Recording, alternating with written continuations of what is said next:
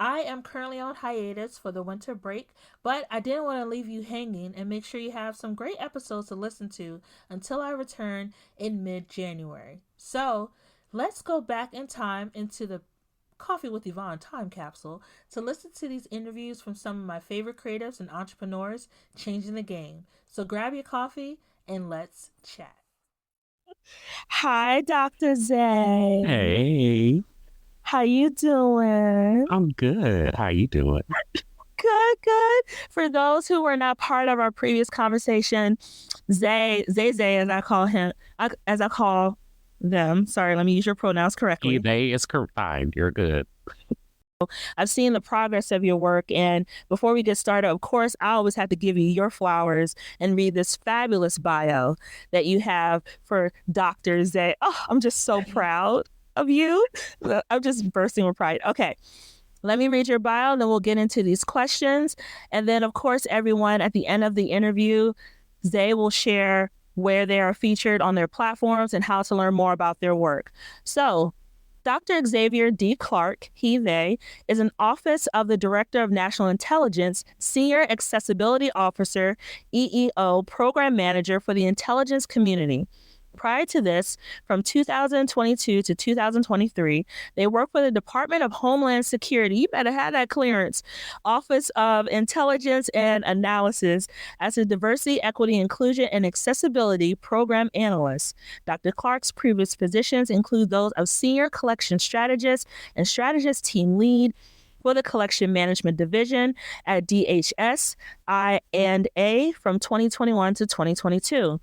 Diversity, Equity, Inclusion Program Analyst, Joint Duty Assignment at DHS I&A from 2021 to 2022, and Field Intelligence Reporting Program Manager and Transnational Organized Watch Listing Program Manager for the Field Operations Division at DHS I&A from 2018 to 2021. They approach DEIA with a trauma-informed and human-centered perspective to assist people from all backgrounds in approaching conversations and challenging issues in a way that enables them to affect change without suffering damage in the process. They firmly believe that the core of DEIA must be organizational health, intersectionality, and the psychological safety. Dr. Clark graduated from the University of Texas at Austin with a Bachelor of Science in Political Communications in 2016 from George Mason University with a Master of Public Administration in 2018 and from George Mason University again with a Ph.D. Doctor in Communications in May 2023. And with that being said, welcome back to Coffee with Yvonne. Dr. Zay. Hey, Hi. everybody. I'm so excited because we have so many great conversations on and off the gram about what we're going to chat about today. And I just love your energy and also your openness to sharing your story and your knowledge with your viewers. So today you get to share that with my listeners. Yay. Oh, since you've been on the show, like I mentioned, you earned your Ph.D. in Strategic Health and Communication. An achievement only 1% of Ph.D. holders are Black and 6% are part of the LGBTQ plus community can claim.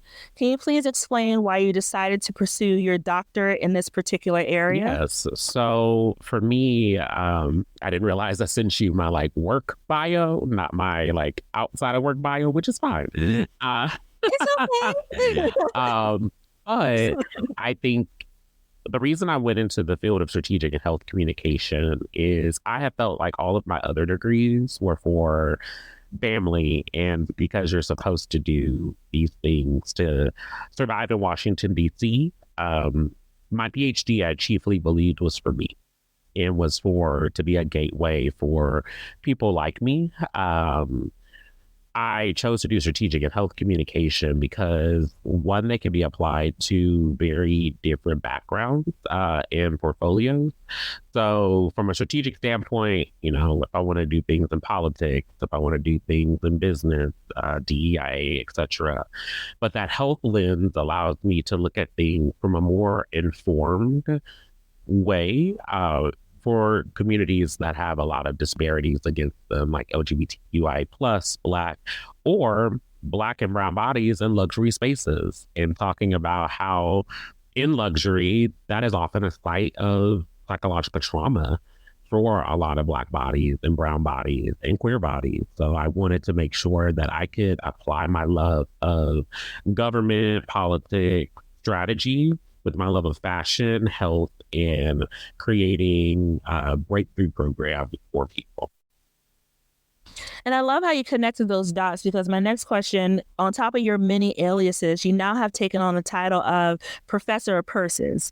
And I just wanted to know what inspired this name, and how are you, through your work, again, helping to build more inclusive spaces in luxury, as you briefly talked about before? When it comes to handbags and luxury, that has always been a space where, for a long time, I felt really uncomfortable to be in. I felt out of place being a plus size, non binary Black person from a rural experience, walking into stores, and the first thing you see happen from people that even look like you as sales associates or security guards is that you're not supposed to be there. And so my original name on Instagram, one of the names I used was the Professor of Powerful Purses. And now I've kind of shortened that to be Professor Pocketbook. Because I really want to be, thank you, to really help people learn about luxury, and for me, chiefly handbags, as an accessible item. I think a lot of times, because we see the word Louis Vuitton or Gucci or YSL on a piece, we naturally think, oh, that's not for me. That's a white person thing. Mm-hmm. And so for me, I want to interrogate, why do we think that's a white person thing, and who told you that you're not allowed to be there? So I use my platform as an educational vehicle to teach people about luxury, skincare, handbags, so they can walk into the spaces, one, equipped with knowledge, but then two, with confidence that they're supposed to be there in the first place. And you've already touched on this, but we can expound upon it in the next question. With luxury fashion, as you know, through your research, has grown in popularity in recent years due to various influences like hip hop culture, social media, and brand visibility. But that impression that you touched on, that we don't belong in that space, still exists for our communities and Black and brown communities. Why do you think this perception exists? Like, what is that trauma that could be associated with why we feel uncomfortable going into certain stores? Is it we feel we be judged by our looks, or that we don't have the economic status, or like you mentioned, it's only associated with white culture? Like, could that be it? It's all three, actually, I would say. And so I answer that in kind of that three-part prong. Is one, when you hear the word luxury, we have to always remember the concept of luxury is inherently exclusive. That is how you can't have luxury as an access point for everyone. Can it be accessible by everyone? Yes. But how it's created in a Western ideology? No. And so when Black and brown bodies go into these spaces, they are interrogated in a way that is much different than our white counterpart. A great example of this I can give is the reason for my dissertation and the reason I wrote it. So in 2018, we were during a government shutdown. That's so funny. We just averted one of those the other day. And I was at home chilling. I don't have anything to do, so I went to Tyson's Galleria. I dressed down. Normally, if you know me, I dress up everywhere I go. I was tired. I ain't gonna do all that. So I go to Tyson's and I go into Chanel. I'd never been in the Chanel store there. And I walk in the store and no one helps me for like 30 minutes. Finally, the manager walks out and is like, "Can I help you?" And I was like, "Oh, I wanted to look at some small leather goods. Could you show me?" Shows them to me. Energy was off, so I left. So something in my body was like, go back a different day and dress a little differently. I dressed up a little bit, only not much. Wore some jeans, a cute shirt, and not like a contemporary bag. So a Coach bag. Walk in, same energy. About 20 minutes goes by, just me and another woman in the store. And this woman, and I'll never forget their name, they walk in the store and the sales associates go, Janine, Brad, how are you? Do y'all want sparkling or flat water? So you were invisible, basically, because you've been standing there for over 20 minutes. Why? Okay, go ahead. Go ahead. Yep. Oh, yeah. Yep. I was invisible. And so me and the other woman that were in the store looked at each other and were like, we like water, don't we? And we were like, finally someone helps me. And I'm like, I'm good. I leave. So I come dressed up again. This time, like I normally would dress. Have a Birkin on. I walk into the store. And immediately when I walked into the store, oh my God, how can we help you? Oh my God, your bag is so beautiful. Can I touch it? No. And I was like, oh, fascinating. And it made me realize that two things are happening there. One, for Black and brown people, queer people, or marginalized people, there is an association between the identities you hold and the capital that is perceived you have. And so, yes, a lot of people like to go into stores and be like, it's because I was Black. It was because you're Black and they thought you didn't have the money. Mm-hmm. You can be Black in that space, but as long as they assume you have the money, you're going to be fine. Mm-hmm. And so it sent me to teach people and show people that it's not always about one identity. It's about intersections of those identities.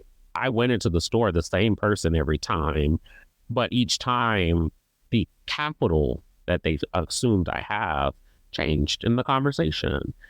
And so a lot of times it's not just that these spaces are traumatic for us. They become traumatic for us because we have to perform respectability. We have to navigate on sometimes eggshells, so you don't you have to show them, well, I'm not like those other people. I'm not like those other Black people that are in the store that are being loud or touching everything and whatnot. Whereas you look at your white counterparts, they could be in some sweatpants, they could be in some Doc Martens, ripped up jeans, whatever. And their experience is going to be fine because their bodies already signal to the sales associate that they have capital. Why would they be here if they didn't? So there is a privilege associated with being in these spaces. They assume, like you mentioned, based on your visual value, your monetary value. And I can completely relate to that because as a girly who loves a good handbag, as you can see behind me, Zay, she has a problem. Yes. I love shopping at places like YSL, which is one of my faves.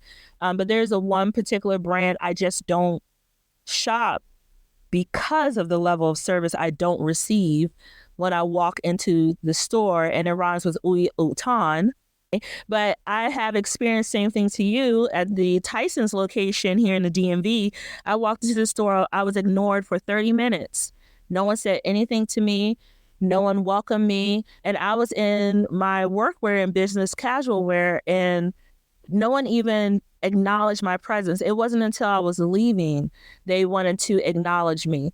But to your point, our value as customers should not be associated with whether or not you think I have it. Sometimes I just want to go to City Center in the hoodie and sweats and I'm wearing and a pair of Chucks.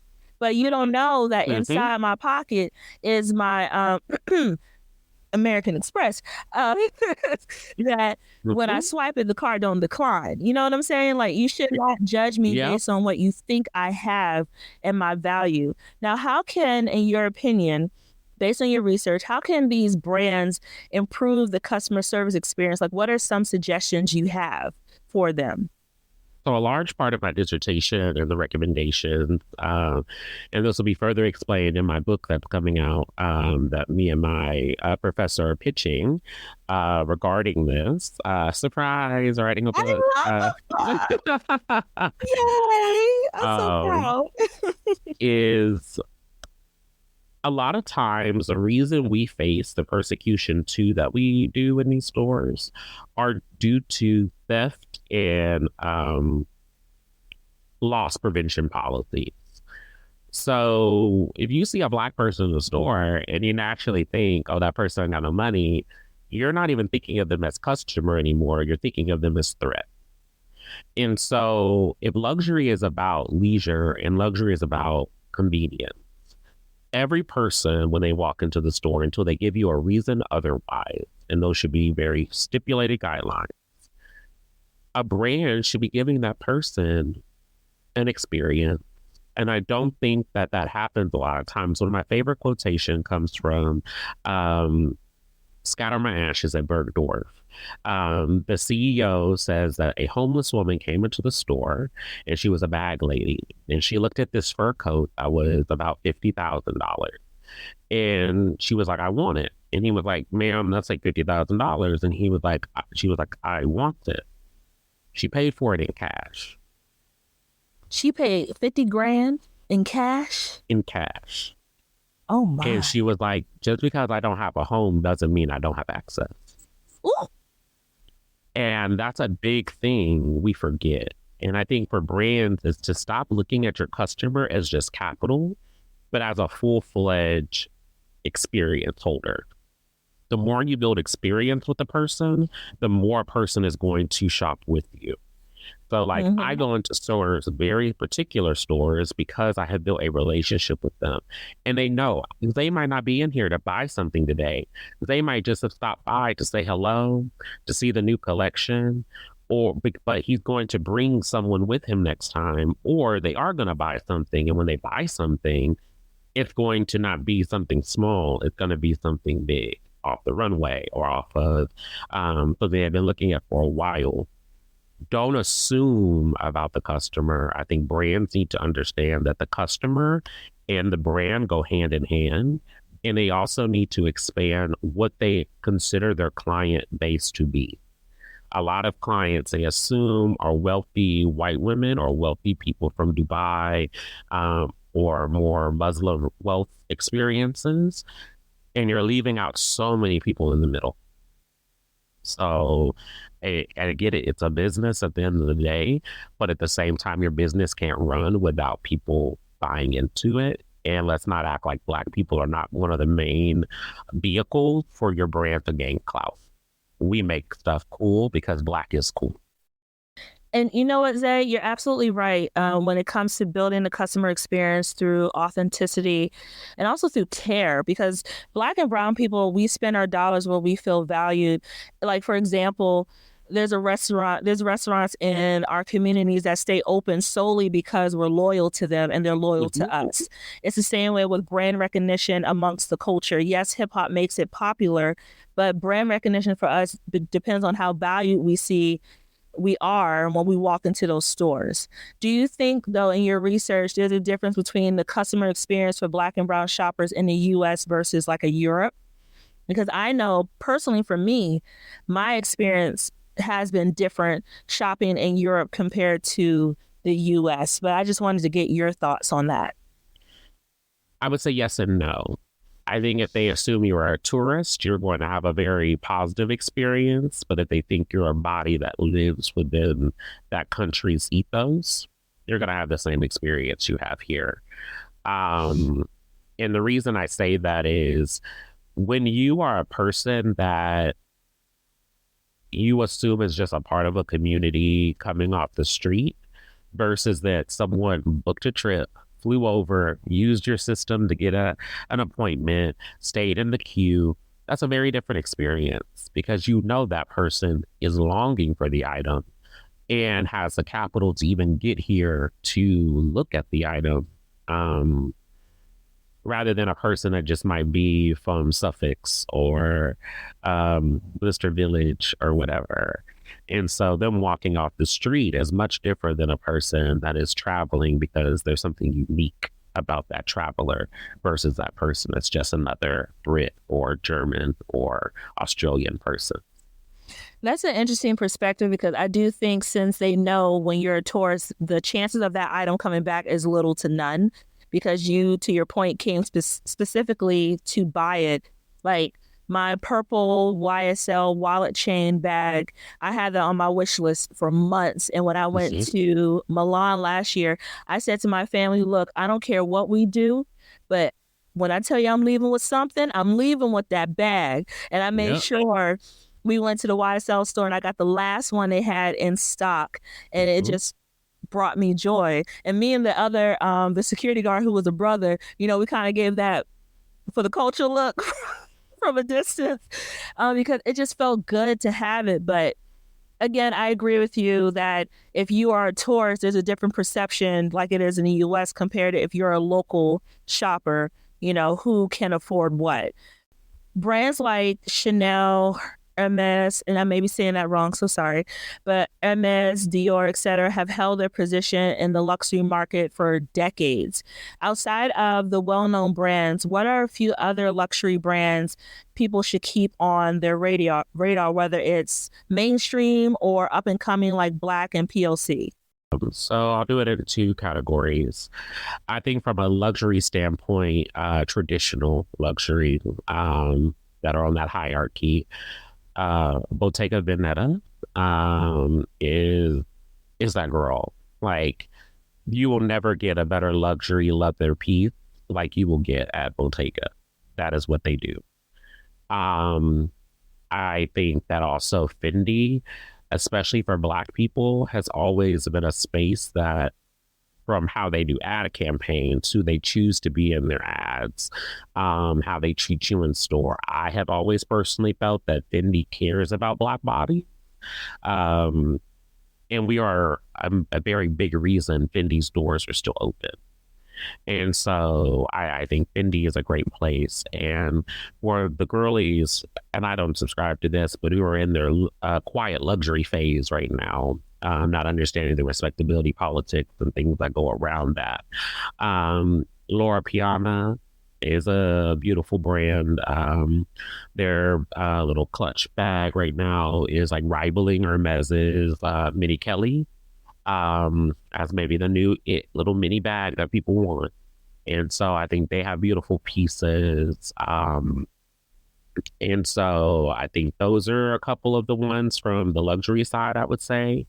I say on the opposite side of the spectrum, some Black brands that are really up and coming at the moment, I think are one, Brandon Blackwood, easily I doing love him. some beautiful stuff. He's amazing. Like, I think his work is revolutionary. I think his work is inclusive. I think his work is fun. It's like the pieces are fun to look at. I literally bought on Depop yesterday, a jumbo quay, because I can't hit it. They're all sold out on his website, and I've been looking for one. I got a snakeskin involved one for a great price, and I'm so excited about it. I think he's doing some good stuff.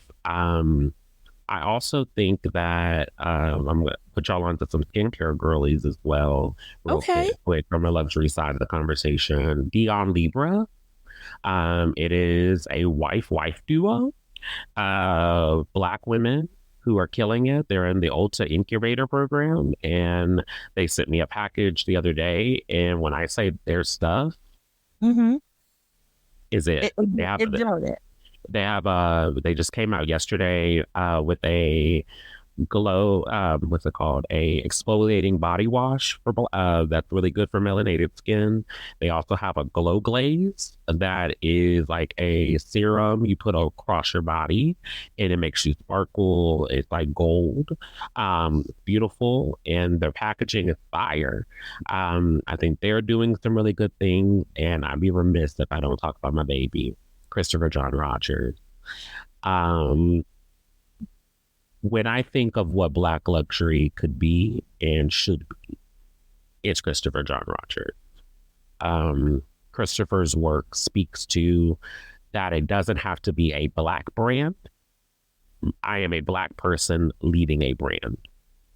And I think that sometimes in our conversation gets lost is we cast Black brands off because that's what they are in the way we talk about them, rather than looking at them as a luxury brand that happens to have a Black creative director or Black founder, and are based on Black ethics. And I think that is a transition point that the Black community needs to go in, because sometimes we don't support our own people because we assume Black means bad.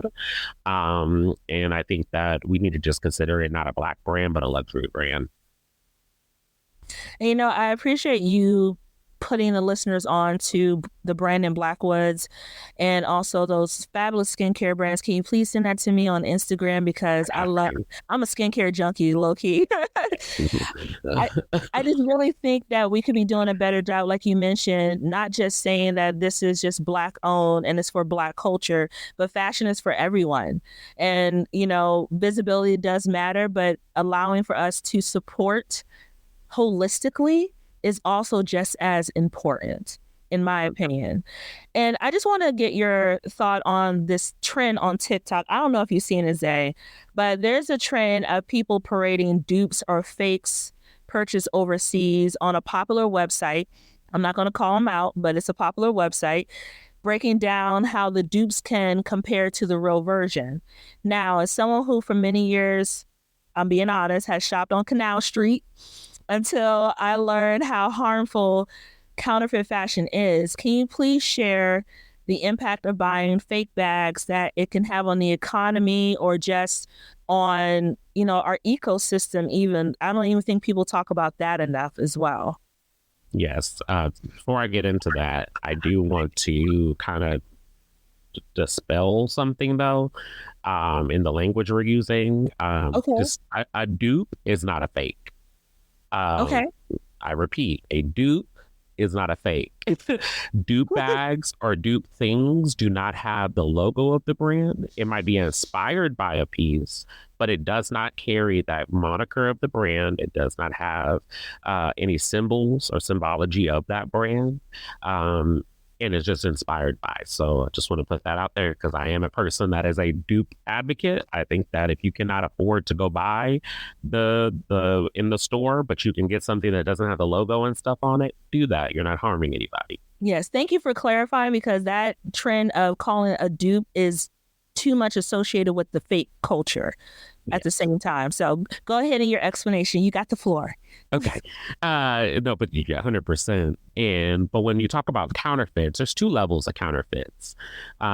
There's one counterfeit that is about like A through AA grade, in my understanding, where these pieces are made okay. You can see that they are most likely a fake. Something is off about it. And then there are now a community of people that have super fake. Super fakes are bags in which they look exactly like and or were made by former people that worked for that brand. And so a lot of rich women in Beverly Hills, New York, Tokyo, Japan, Singapore, etc., do this all the time. And now I think it has gotten very trendy on TikTok and whatnot to people to talk about going to DHgate, because I'll throw them out there because I don't mind buying bags that are fake. And my philosophy on that is there are three things wrong with that. One, you are stealing someone's IP. Two, you are also not realizing the harmful effects on the environment, like you said, Yvonne. Like, you are pushing things to be made in such a bad way that it's hurting our environment, and or it's like fast fashion. It's going to get thrown away and it's not going to decompose correctly, and be harmful to the environment. And two, often those things fund transnational organized crime and human trafficking. Thank you. Because I don't think people understand, yes, you're getting a great deal on a bag that looks like a super fake, but at the same time, your dollars are going to fund illegal activity. And also you're stealing from other creatives. I don't care if it's a big name brand, but if you're stealing from someone, you're stealing their work and their knowledge of that, what they built for their brand. And as a fellow creative, I cannot get behind that, because I know, Zay, I will feel some kind of way if I went on Apple Podcasts one day and I saw someone with like Coffee with Yolanda and it was the same pink in the background, same kind of image I use. I'm like, wait a minute, that's my work. But because it's a deep fake, I have no way of protecting myself. That's your IP, you know? It is. And I also want to very much to let the audience know and your listeners know, and I say this all the time, if you know me, I'm a handbag collector. I collect bags. It's the reason I'm poor. It's what I say. Sometimes you get got. And that is okay. It's not, but you need to understand if you were going out with the ill intent of buying something that you knew was fake, that's the problem. Mm-hmm. The issue is the intent versus sometimes the impact. Normally, impact to me is more important than the intent. The intent here is more important to me. Were you going out of your way to buy something and make someone think you had a real bag? Or did you buy something assuming it was real? You got it, inspected it, and some people aren't like me or you who can look at a bag, really look at it in detail, and know if it is counterfeit or not. Whereas if it someone that doesn't have that knowledge, they got duped, they're like, oh my God, yay, I'm happy. And so I think it's that and also the glorification. I really don't care. I'm gonna just be honest. And from my perspective, if you buy a fake, you buy a fake. You shouldn't be, but if that's what you do, it's what you do. It's the glorification of it that I have a problem with. That you are going out of your way to one, make it seem like it's an opaque practice. Now, has everyone, most likely, especially from a Black and brown experience, most likely bought in a fake bag in their life? Yes, we ain't got the money like our white counterparts, call it what it is. But once you know, when you know better, you do better. So if you're going out here and just buying fakes to buy fakes and then going on TikTok, also, baby girls, going on TikTok and making videos like that, you could be traced. Like you could get stormed. You know, like someone could knock on the door and take it all from you because you could get a cease and desist letter. But people don't think it that way. They think it's a trend, and criminal activity is not a trend. Like you buying a fake, yes, and you might, especially if you knew it, going onto the site, buying it, everything. I love a dupe. I've been looking for the dupe of the Loewe balloon shoes for months, and I finally found some. But they do not say Loewe on them. They might look like them, but they are. I will, and that's the thing about the dupe community. Dupe collectors like myself, I'm gonna plug Naturally Cam, Glamazon, 11. We go out and we will tell you this is a dupe, or we'll compare the dupe to the authentic bag, and so you can learn. Okay, when you go into a Target and Target has a bag that looks like a Bottega bag, these are the reasons it's different. This is the difference here. It doesn't have a logo. It doesn't have the same metal. It doesn't have the same, sometimes colorway. Mm-hmm. And I also like to let people know sometimes finding a dupe, not a counterfeit, is harder to find than sometimes the real bag. Like when you find sometimes a dupe, you're like, dang, I found that. Like I would never have thought I found that. And it could take you years. I've been looking for certain dupe bags for years. And I'm not talking about like 5, almost 10. And finally I find it and I'm like, oh, okay, found it, happy. So it can add to your collection in a meaningful way. The counterfeits take away from your collection because one, you shouldn't be happy that you have counterfeits in your collection. And then two, if you knowingly are doing it, you knowingly know you are contributing to people potentially being harmed. Yes. And I love how you brought that up about, going to Target, because as much as I am a handbag girly, I am a Target girly as well. A lot of my first designer handbags I bought at Marshall's, at TJ Maxx, and with no shame, because I see the value that these stores bring to regular communities. It gives us a chance to have luxury in a way we can't afford it. And sometimes I think people look their nose down at those practices. They think if you don't go to the store and you're walking out with the big bag with the nice, paper material, that there's a loss in the quality. It's the same thing. It's just bought a different way. Can you explain how someone can build their handbag collection or luxury collection in general on a budget for those who are just starting out? Yeah. So a big part of my handbag journey and I'm sitting in my office right now looking at the bags I have, and I buy pre-loved. You will see Xavier D. Clark walk into a Louis Vuitton or a Bottega maybe once every 2 to 3 years to buy a bag. I pride myself and I preach this to people. Look on places you would never think to look. eBay has a beautiful program now that is working to ensure there's no counterfeits on eBay. It's called the eBay, I think, authenticity program, handbag program. And they send the bags to, once you buy it, it gets sent to a location, it gets authenticated, and then it gets sent to you because it's authentic. Vestiaire Collective does that. Fashion File does that. Rebag is an amazing place to do that. Mercari, Depop. And it's also, if you're truly trying to build a collection, learn about the heritage houses and their design aesthetic. I didn't wake up one day and be like, I can authenticate a bag.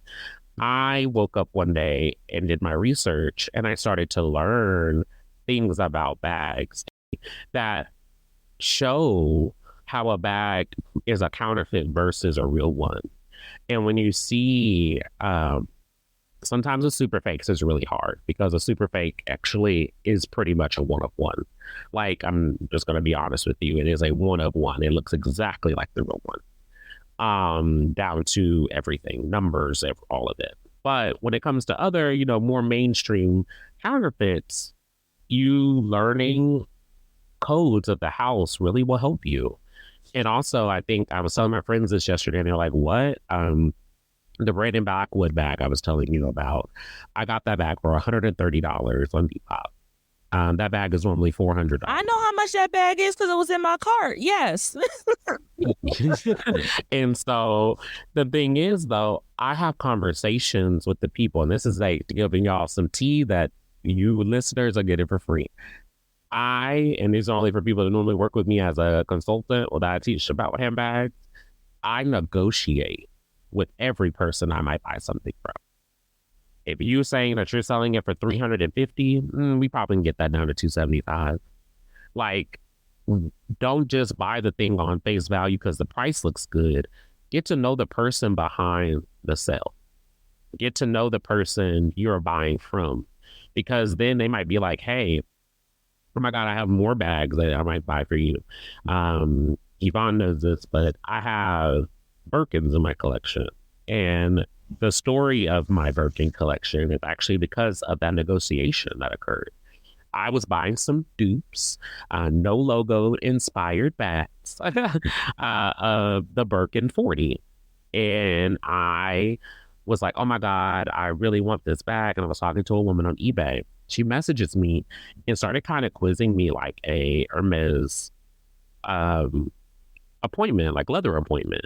And I was like, this is strange. She's asking me about, do I know what Togo is and Epsom and Swift and a box and which ones do I like better? And I was like, yeah. And I'm telling her everything. And she's like, okay. She emails me and she's like, I'm a diplomat. And she was like, my aunt just passed away and she had 3 Birkins. I don't want them. I'm a Louis Vuitton collector. I want to sell them to you. And I said, oh, well, ma'am, I'm very young in my career right now and poor. I can't afford that. And she said, did I ask you what you could afford? Or did I say I wanted to sell them to you?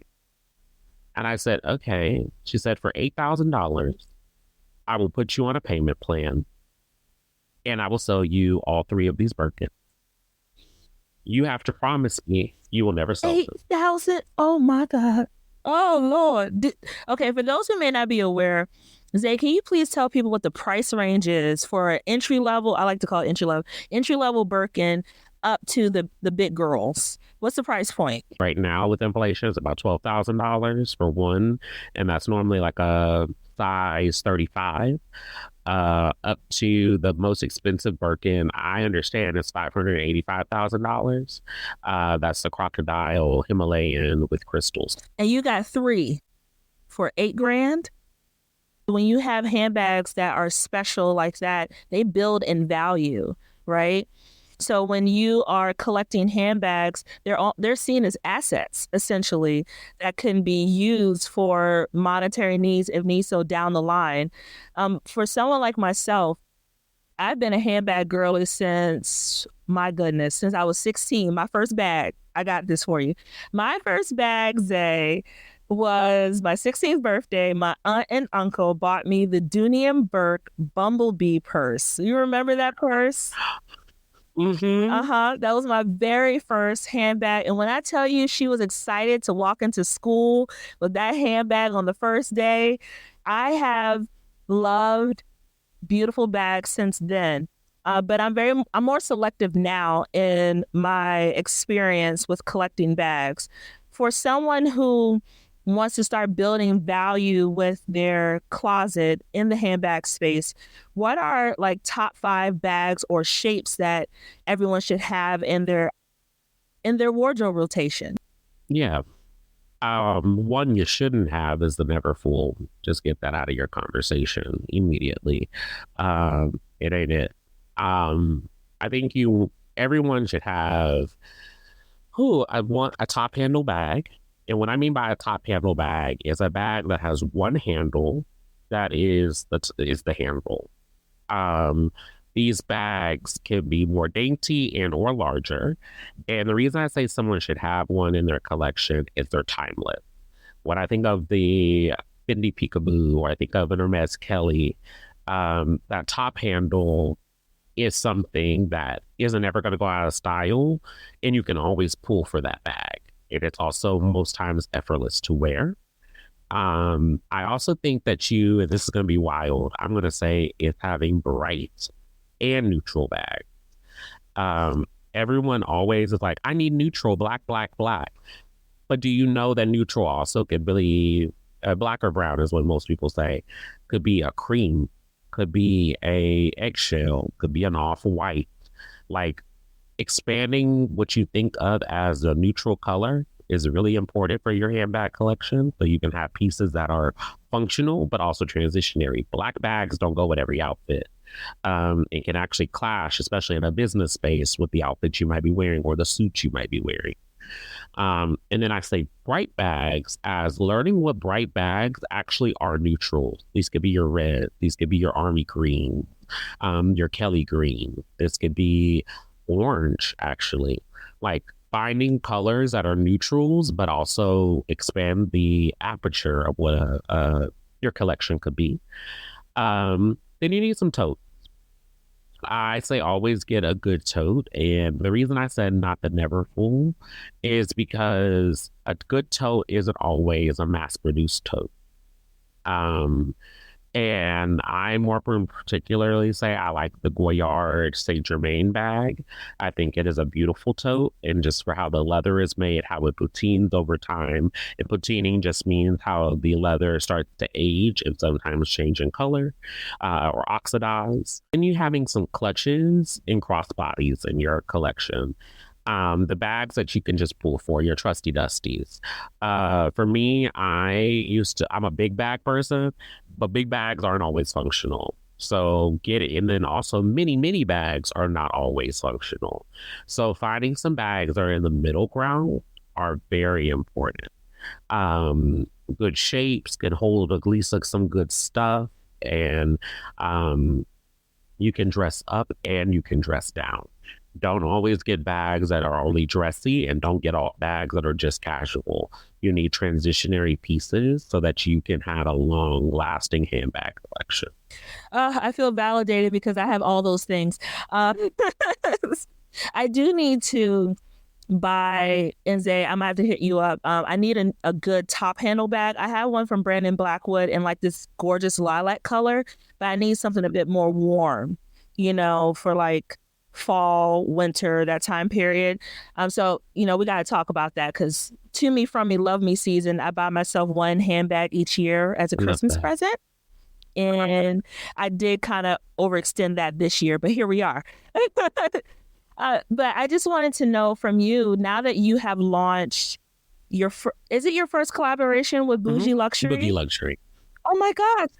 Yes. So you launched this fabulous collection earlier this summer, and the collection was called Elemental Love Letters, in which each bag was created to be a love letter to the elements we often take for granted.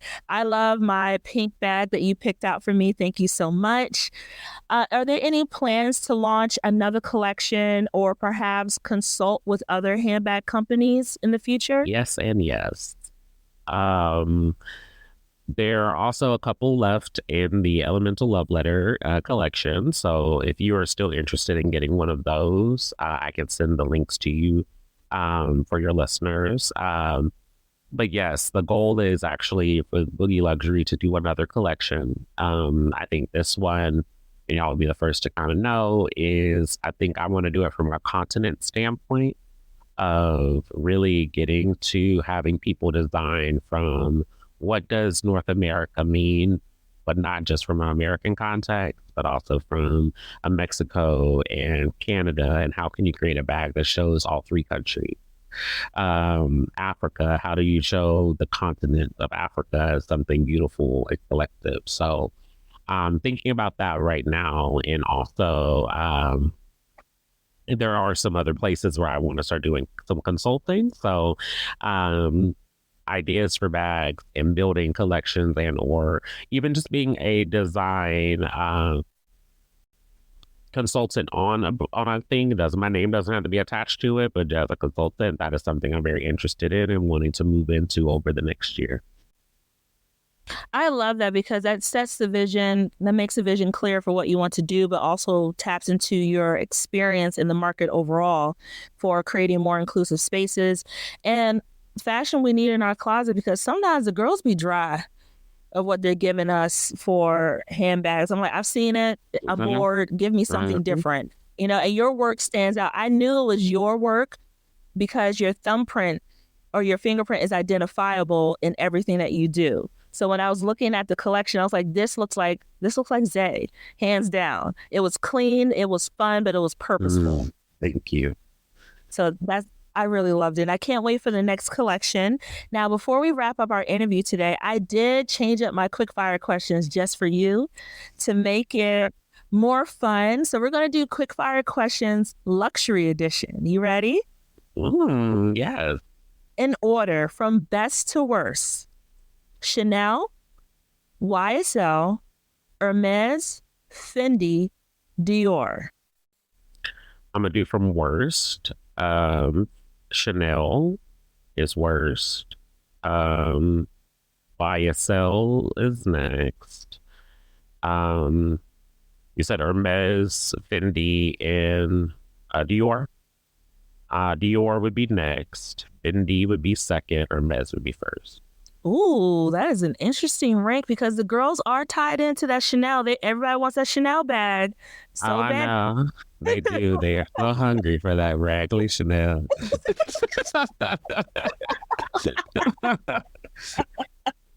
Oh, the tea is hot.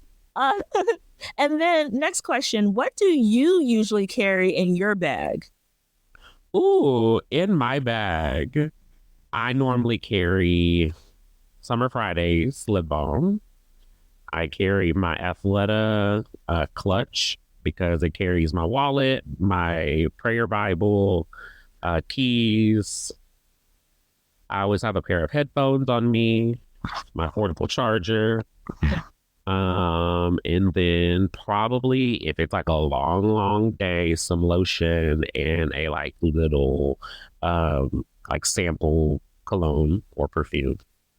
Okay, so that's a good balance. You got Jesus on the main line. You can always stay recharged and smelling good, because sometimes you be going through your day and you're like, oh, wait a minute, I smell like outside. Yeah, not outside smell. That's not my ministry. No, it's not. And then if you can carry one bag, Zay, one for the rest of your life, what bag would you choose? Fendi Peekaboo. That was quick. Last but not least, if you could make any bag magically appear that is on your current wish list right now, you are Sabrina, you could snap your fingers and she is sitting right there, what bag would it be? Ooh, there's two. I'll let you have two. Okay. when Daniel Lee was at Bottega, he created a bag called the banana bag. And it's like shaped like a banana, but it's woven like over and over and over and over and over again of just leather. And it came in this beautiful blue color. And I wanted that bag so bad. So that'd be one. And then I would say a Dalmatian 32 Hermes Kelly. Okay. So you have something that's like gorgeous in detail, and then you have a statement piece. I love that. Well, thank you so much, Zay, for joining me for coffee. How can people find out more about you and your platforms and work? Yeah, so if you follow me on Instagram at Zame, that is Z.A.Y.M.E, Zame, like fame.